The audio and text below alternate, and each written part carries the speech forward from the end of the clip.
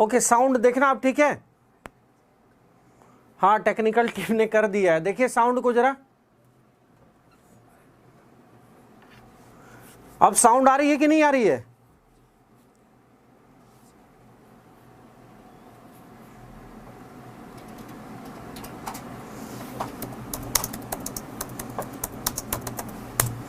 अब आ रही है, देखिए जरा, आ रही है? Yes sir, okay sir. हाँ, तो मैं कुछ चीजें बोला था, बीच में आवाज आप लोगों को नहीं गया था। अब जरा देखिए दोबारा उन चीजों को जरा सा। मैं क्या बोल रहा था? मैं ये बोल रहा था कि आजकल लाइक शेयर एंड सब्सक्राइब कम हो रहे हैं, तो प्लीज थोड़ा ध्यान दीजिए उस पर, लाइक शेयर एंड सब्सक्राइब पर। गुरुजी का कटप्पा, गुरुजी का दिल मत दुखाओ, इसको पहुंचाओ, गांव गांव तक पहुंचाओ जल्दी से, ठीक है। आ जाओ, रेसिप्रोकल प्रोनाउन हम लोग डिस्कस कर रहे थे। Okay, sound is okay. आइए रेसिप्रोकल, सबसे पहले हम लोग एक चीज सीखते हैं। रेसिप्रोकल का मतलब क्या है? आप बोलिएगा गुरुजी उल्टा। तो भाई साहब, हम अपोजिट वर्ड क्यों पढ़ते हैं, फिर रेसिप्रोकल क्यों नहीं पढ़ते हैं? बहुत रेसिप्रोकल वर्ड क्यों नहीं बोलते हैं हम, अपोजिट वर्ड्स क्यों बोलते हैं? तो सबसे पहले समझो रेसिप्रोकल का मतलब क्या होता है। रेसिप्रोकल का मतलब होता है mutual relationship. Mutual relationship, mutual relationship का मतलब क्या होता है? पारस्परिक समझौता। ध्यान से समझिएगा, म्यूचुअल रिलेशनशिप, पारस्परिक समझौता, पारस्परिक समझौता। अब जैसे आप किसी को बोलते हैं गुड मॉर्निंग, सामने वाला भी आपको बोलता है good morning to you too. आपको कोई बोलता है हैप्पी न्यू ईयर, आप सामने वाले को भी बोलते हैं happy new year to you too. आपको कोई बोलता है कि हैप्पी बर्थडे, नहीं हैप्पी बर्थडे में तो हम टू यू टू नहीं बोलते हैं। तो म्यूचुअल रिलेशनशिप, म्यूचुअल रिलेशनशिप क्या होता है? रिसेंटली आप लोगों ने एक मूवी देखा था, मुझे मूवी का नाम याद नहीं रहता, अक्सर भूल जाता हूं। अक्षय कुमार और बंदर वाला। बंदर अक्षय कुमार को थप्पड़ मारता है, अक्षय कुमार भी बंदर को थप्पड़ मारता है, दोनों के बीच में काफी देर तक ढिशुम ढिशुम होता है। तो वो क्या है? एक म्यूचुअल रिलेशनशिप है, पारस्परिक समझौता होता है। ओके, तो आइए जरा देखिए, ये दो तरह का होता है। फर्स्ट ईच अदर, अभी सीडीएस में इसी पे क्वेश्चन आया था, ईच अदर पे, जो कि दो के लिए होता है। And one another, more than two के लिए होता है। ईच अदर दो के लिए, and one another more than two के लिए होता है, मोर देन टू के लिए। देखो ध्यान से, जहां दो की बात होगा वहां पे हम ईच अदर लगाएंगे, जहां दो से ज्यादा की बात होगा वहां पे हम क्या लगाएंगे? वन अनदर यूज करेंगे। अब ध्यान देना, जैसे कि एग्जांपल लिख रहा हूं मैं, he was so afraid that his knees knocked each other, that his knees knocked each other। अब देखो यहां पे, अगर कहीं सेंटेंस में ईच अदर को मांग रहा है ना, तो वहां अपने आप सेंटेंस में चिल्ला चिल्ला के बोल रहा होगा, कहीं दो का जिक्र कर रहा होगा। अब यहां पे देखो, नीज घुटने कितने होते हैं इंसान के? दो घुटने होते हैं। अब जैसे ही दो का जिक्र हुआ, हमने यहां पे क्या लगा दिया? ईच अदर लगा दिया। ध्यान से समझना, जैसे ही सेंटेंस में अगर कहीं ईच अदर को मांग रहा है तो ऑटोमेटिकली दो का जिक्र किसी ना किसी सेंस में होगा। अब सेंटेंस में यहां पे देखो ईच अदर, ईच अदर किसका जिक्र कर रहा है? दो का जिक्र। दो के लिए हमने कैसे पता चला कि यहां ईच अदर लगाना है? यहां पे नीज लगा हुआ, नीज मतलब घुटना, और घुटने कितने होते हैं? दो होते हैं, तो हमने क्या लगा दिया? Each other. अब एक और चीज यहां पे समझना, नोक्ड का अर्थ तो गुरुजी खटखटाना होता है, तो फिर यहां किस सेंस में यूज हो गया? यहां पे ये टकराने के सेंस में यूज हो गया। कोई भी वर्ड का दो तरीके से हम यूज करते हैं। जैसे who is knocking at the door, तो वहां अर्थ क्या हो गया? खटखटाना, इसका मतलब क्या हो गया? वर्ब। लेकिन जब हम नाउन की तरह इसको यूज कर देते हैं तो नॉक का अर्थ क्या हो जाता है? टकराना। जैसे कि आप एक सेंटेंस बोलते हैं, I can smell out through message what you want to say, तो आप वहां मैसेज को सूंघ थोड़ी रहे हैं, वहां स्मेल का अर्थ है समझना कि आप मैसेज के थ्रू क्या कहना चाहते हैं, मैं सब समझ रहा हूं। तो वहां एज ए नाउन की तरह यूज हो गया, और जब एज ए वर्ब की तरह हम यूज करते हैं स्मेल को, तो उसका अर्थ सूंघना हो जाता है। क्लियर है यहां तक? अब आ जाइए वन अनदर में। वन अनदर में क्या है? After the farewell, after the farewell, the farewell, the students of class 12, the students of class 12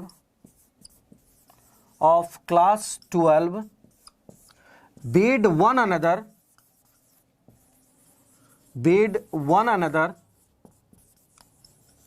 goodbye. After the farewell, the students of class 12 bade one another goodbye.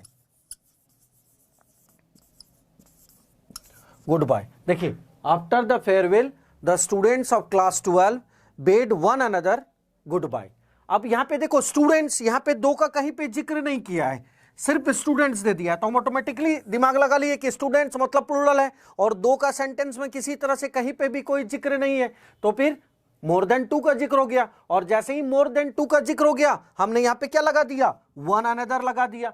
तो जिस sentence में दो का जिक्र हो गया वहां पे हम ईच अदर लगाते हैं, जिस सेंटेंस में दो का ज्यादा का जिक्र हो गया वहां पे हम वन अनदर का यूज कर देते हैं। तो रेसिप्रोकल में हमारा यही है, ईच अदर और वन अनदर। मैं फिर से एक बार समझा रहा हूं, सेंटेंस में अगर ईच अदर मांग रहा है तो ऑटोमेटिकली दो का जिक्र कहीं ना किसी वे में सेंटेंस में रहेगा, तो हम उसमें ईच अदर लगा देंगे। अगर सेंटेंस में दो से ज्यादा का जिक्र है और सेंटेंस वन अनदर मांग रहा है, तो वहां कहीं पे भी सेंटेंस में दो का जिक्र नहीं रहेगा, तो हम आंख बंद करके वन अनदर लगा देंगे। क्वेश्चन पे क्या ध्यान देना है कि कहीं किसी तरह सेंटेंस में दो का जिक्र तो नहीं कर दिया है, जैसे नीज घुटना दो होता है तो हमने ईच अदर लगा दिया, लेकिन दूसरे सेंटेंस में after the farewell the students of class 12 bade one another goodbye, तो फिर क्या हुआ, स्टूडेंट्स दो का जिक्र सेंटेंस में नहीं था, तो दो से ज्यादा का हमने ऑटोमेटिकली लिया उसको, तो हमने क्या लगा दिया, वन अनदर लगा दिया। चलो आ जाओ नेक्स्ट।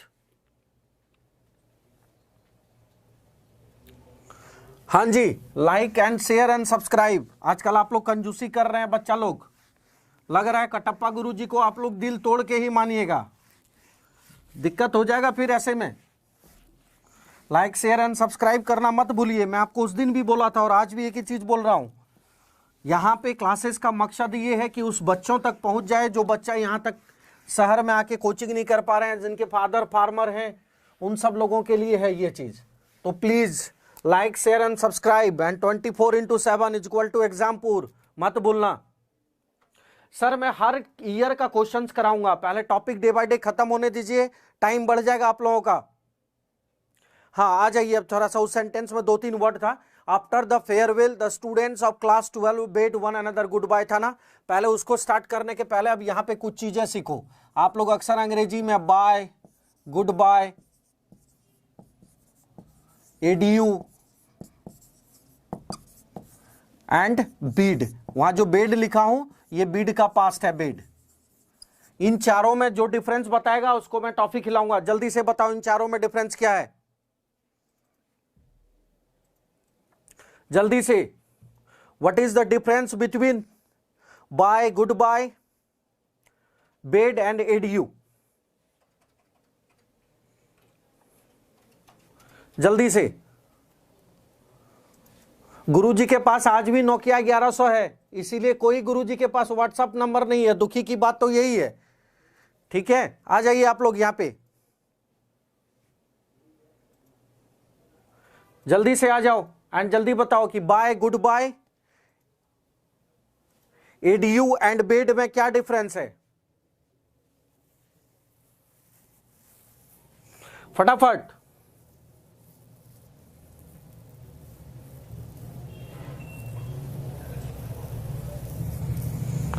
जल्दी से।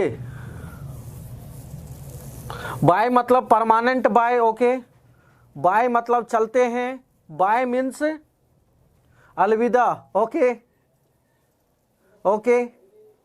चलो रुक जाओ, अब कोई टाइप करने की जरूरत नहीं है। अब बेड का अर्थ प्लेस ऑर्डर, अच्छा ठीक है, अच्छा ठीक है, ओके ठीक है ठीक है ठीक है। आ जाओ, देखो सीख लो इसको, कोई बात नहीं, तुम लोग की गलती नहीं है, हम लोग को सिखाया ही नहीं जाता है ये सब। बाय हम फॉर्मल वे में करते हैं, जैसे आप मॉम डैड ब्रदर सिस्टर को बाय करके जाते हैं, that is your bye. Good bye क्या होता है, गुड बाय तीन तरीके से हम करते हैं। पहला गुड बाय है, मान लीजिए आपका कोई फ्रेंड इंडिया के बाहर पढ़ने के लिए जा रहा है, तो आप एयरपोर्ट पे जाते हैं और क्या बोलते हैं उसको, गुड बाय। गुड बाय का मतलब वहां क्या हो गया, bye and all the best. दूसरा गुड बाय का यूज कहां करते हैं, जब आप ब्रेकअप करने के लिए जाते हैं तो क्या बोलते हैं, गुड बाय, अब दोबारा शकल मत दिखा देना, that is goodbye, second use. Third goodbye का यूज कहां पे होता है, क्रिश्चियन में अगर कोई डेथ कर जाता है, उनको लास्ट टाइम जब कॉफिन में दफनाया जाता है ना, तो घर का जो भी बड़ा बुजुर्ग होता है उसके कान में धीरे से जाके बोलता है गुड बाय। अब आ जाओ एडीयू। एडीयू का अर्थ होता है बिदागरी। बिदागरी कौन सा, जैसे आपके शादी के कार्ड में लिखा रहता है ना, तारों की छांव में बिदागरी, तो वो बिदागरी, दैट इज योर एडीयू। एडीयू का एक और यूज है, कहां पे? जब आप कोई थिएटर देख रहे होते हैं। आप लोग याद कीजिए 10th क्लास में एक चैप्टर आप लोगों ने पढ़ा था जूलियस सीजर वाला। उसमें क्या होता है, सब कोई मिलकर सीजर को स्टैब्ड कर देता है, तो ब्रैकेट में एक छोटा सा लिखा रहता है and the adieu of Caesar. मतलब जब किसी कैरेक्टर का लास्ट एंट्री रहता है किसी प्ले में या किसी मूवी में, तो उसको फिर हम एडीयू बोलते हैं, बिदागरी बोलते हैं। और दूसरा एडीयू कहां हो गया? तारों की छांव में। वो शादी के कार्ड में नहीं लिखा रहता नीचे में, मेरे मामू की शादी में जलूल जलूल आना, या मेरे चाचा की शादी में जलूल जलूल आना, भूल गए क्या? तो उसको हम क्या बोलते हैं एडीयू वाले में? बीड या मतलब होता है बिदागरी, ये भी एक बिदागरी होता है, लेकिन कैसे वाला बिदागरी? जब आप स्कूल का फेयरवेल हो रहा होता है, कॉलेज का फेयरवेल हो रहा होता है, तो उस तरह के जगह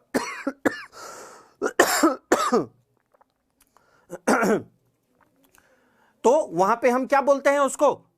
बीड बोलते हैं। स्कूल वाला जो बीड या बेड वाला होता है, बीड का पास्ट बेड हो जाता है, तो वहां पे उसको बिदागरी बोलते हैं। आ जाओ नेक्स्ट। वो बेड कुछ और होता है बेटा, किसी चीज को मना करना, ये बेड अलग है। अब आ जाइए आप लोग नेक्स्ट। रेसिप्रोकल हो गया। Let's start with another one, that is your distributive. Distributive pronoun, ध्यान से समझना इसको, डिस्ट्रीब्यूटिव को। अब डिस्ट्रीब्यूट का अर्थ होता है बांटना, तो डिस्ट्रीब्यूटिव प्रोनाउन उसी सेंस में लिया गया है, बांटने के सेंस में। अब बांटने के सेंस में कैसे? अंग्रेजी में कुछ ऐसे वर्ड हैं जो बांटने का काम करता है। जैसे कि अगर किसी सेंटेंस में दो का जिक्र होता है तो हम आइदर लगाते हैं दो के लिए, दो से ज्यादा का जिक्र होता है तो फिर हम वन लगाते हैं, मोर देन टू। ध्यान से देखना, अगर पॉजिटिव सेंटेंस में दो का जिक्र है तो फिर हम आइदर लगाते हैं, अगर पॉजिटिव सेंटेंस में दो से ज्यादा का जिक्र है तो फिर हम वन लगाते हैं। This is for positive sentence, positive sentence. अगर निगेटिव सेंटेंस में दो का जिक्र हो तो फिर हम नाइदर लगाते हैं दो के लिए, और अगर निगेटिव सेंटेंस में दो से ज्यादा का जिक्र हो तो फिर हम नन लगाते हैं, more than two, more than two. तो पॉजिटिव सेंटेंस में दो का जिक्र हो तो आइदर, दो से ज्यादा का जिक्र हो वन, निगेटिव सेंटेंस में दो का जिक्र हो तो नाइदर, दो से ज्यादा का जिक्र हो तो फिर नन। अब एक एक करके एग्जांपल को देखते हैं। पहले पॉजिटिव सेंटेंस वाले एग्जांपल को देख लीजिए। जैसे either of the two girls, either of the two girls, girls will go. तो यहां देखो टू, जैसे ही TWO टू का जिक्र हो गया, हमने यहां पे क्या लगा दिया? आइदर। जहां पे दो से ज्यादा का जिक्र होगा हम क्या लगाएंगे? वन। जैसे one of the boys, one of the boys is working on this project, on this project, one of the boys is working on this project. तो पॉजिटिव सेंटेंस में जहां दो का जिक्र होगा वहां हम क्या लगाएंगे? आइदर। जहां दो से ज्यादा का जिक्र होगा वहां पे क्या लगा देंगे? वन। अब आ जाओ निगेटिव सेंटेंस में। निगेटिव सेंटेंस में जहां दो का जिक्र होगा वहां पे हम लगाएंगे नाइदर। जैसे कि neither of the two girls, neither of the two girls is active, neither of the two girls is active। ठीक है, नेक्स्ट क्या हो गया? जहां दो से ज्यादा का जिक्र हो गया क्या लगा देंगे? None. None of his four sons, of his four sons looked after him, none of his four sons looked after him. अब ध्यान से देखो चारों सेंटेंस को। पहले सेंटेंस पॉजिटिव में देखते हैं, जहां दो का जिक्र हो गया आइदर लगा दिए, जहां दो से ज्यादा का जिक्र हो गया वहां पे हमने वन लगा दिया। सेकेंड में आ जाओ निगेटिव में। निगेटिव में जहां दो का जिक्र हो गया वहां पे हमने नाइदर लगा दिया। जहां यहां पे देखो फोर लगा हुआ है, यानी दो से ज्यादा का जिक्र हो गया, हमने क्या लगा दिया? नन। तो इंपॉर्टेंट तुम्हारा निगेटिव वाला होता है, हमेशा याद रखना एग्जाम में कि पास्ट और निगेटिव दोनों का बहुत ज्यादा महत्वपूर्ण होता है या इंपॉर्टेंट होता है या आने की संभावना रहता है। तो नाइदर और नॉन पे ध्यान रखिएगा कि जहां निगेटिव में दो का जिक्र है वहां नाइदर, जहां दो से ज्यादा का जिक्र है वहां पे हम नन का यूज करते हैं। तो this is your distributive pronoun, ध्यान रखो। ठीक है। अभी मैं बोला ना थोड़ा सा सब्र करो, एग्जामपुर का अपना बुक्स वगैरह आ रहे हैं, मैथ्स का, इंग्लिश का, तब मैं बता दूंगा जब मार्केट में जैसे ही बुक आ जाएगा। अभी आप लोग जहां से भी कर रहे हैं तैयारी कीजिए, कोई दिक्कत नहीं है। खास करके बैक ईयर को जरूर करते जाइए धीरे धीरे करके, बैक ईयर बहुत इंपॉर्टेंट है, तो आप लोगों को क्वेश्चन का अंदाज लग जाएगा बैक ईयर में, ठीक है। आइए नेक्स्ट,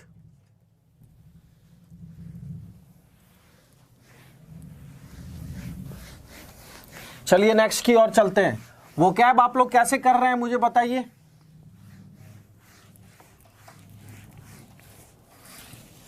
वो कैब का क्या चल रहा है और कैसे चल रहा है।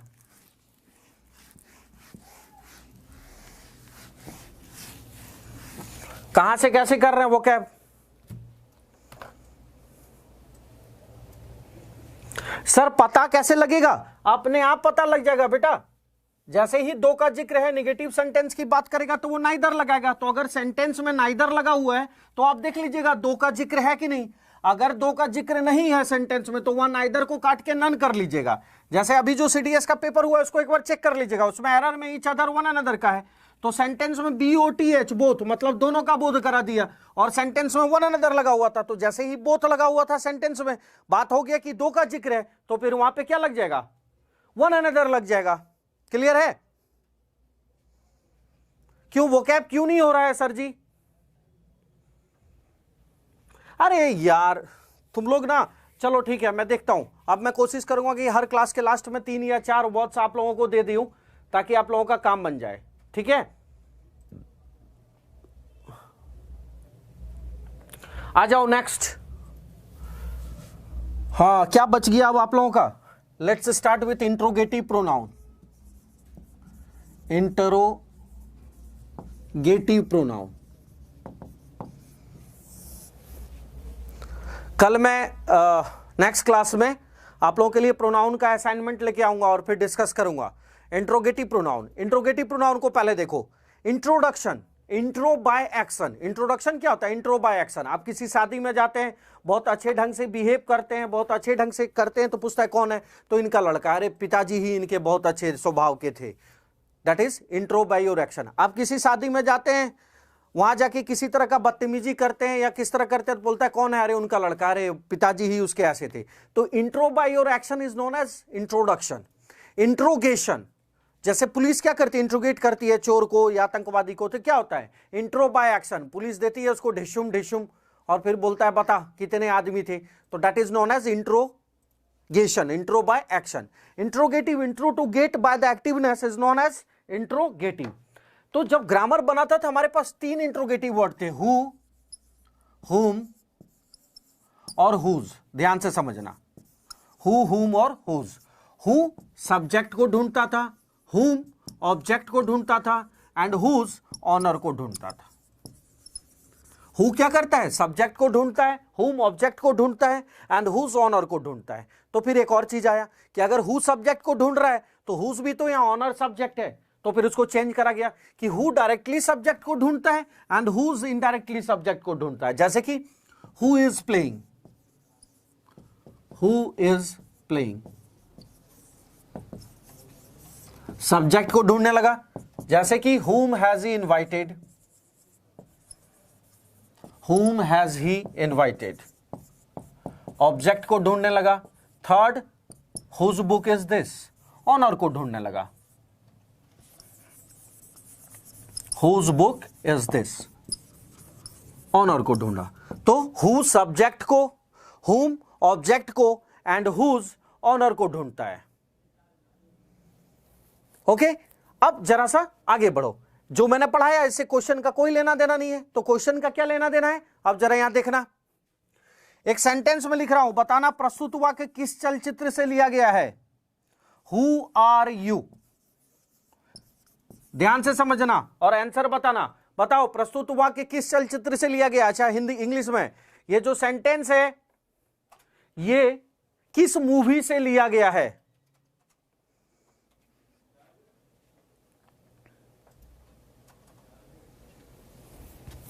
जल्दी से,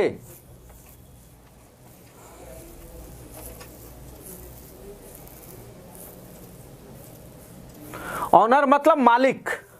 यहां बताओ अब तुम लोग,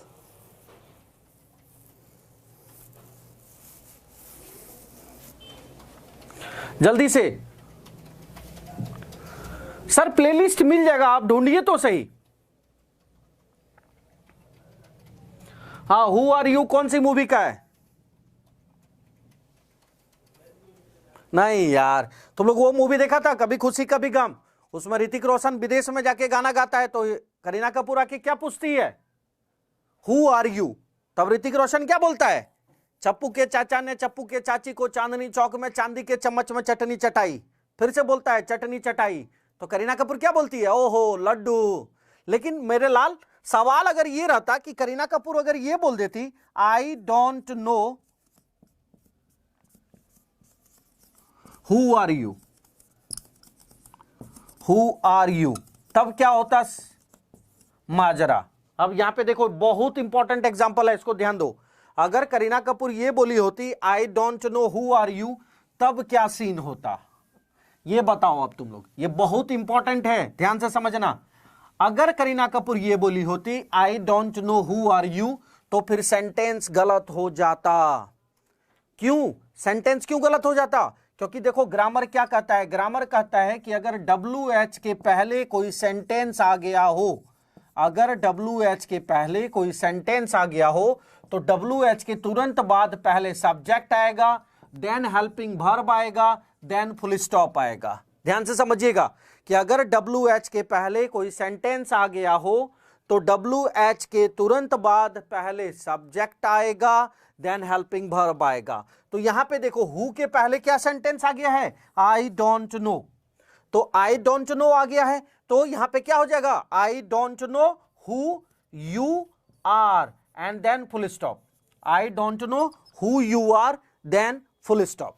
फिर से समझना इसको कि अगर WH के पहले कोई सेंटेंस आ गया है तो WH के तुरंत बाद पहले सब्जेक्ट आएगा, देन हेल्पिंग वर्ब आएगा। यानी कि क्या बन गया formula, sentence plus WH plus subject plus helping verb plus full stop. ये देखो हमारा फॉर्मूला तैयार हो गया, sentence plus WH plus subject plus helping verb plus full stop. तो क्या बोलता है कि अगर WH के पहले कोई सेंटेंस आ गया हो तो WH के तुरंत बाद पहले सब्जेक्ट आएगा, देन हेल्पिंग वर्ब आएगा, देन फुल स्टॉप आएगा। और ये मोस्ट इंपॉर्टेंट फॉर्मूला है आप लोगों के एग्जाम के लिए, कोई भी कंपटीशन एग्जाम के लिए, चाहे NDA CDS बैंक कहीं पे भी रहे, इस फॉर्मूला को ध्यान रखिएगा। ठीक है, तो आज भर इतना ही। लाइक शेयर एंड सब्सक्राइब करने के लिए बच्चा लोग मत भूलना। अपना ख्याल रखो, गुड नाइट, स्वीट ड्रीम्स। फिर से मिलते हैं अगले क्लास में आप लोगों को। अगले क्लास मिस मत कीजिएगा, प्रोनाउन का असाइनमेंट लेके आऊंगा और डिस्कस करूंगा आप लोगों के साथ। चलिए गुड नाइट बच्चा लोग, take care, God bless you.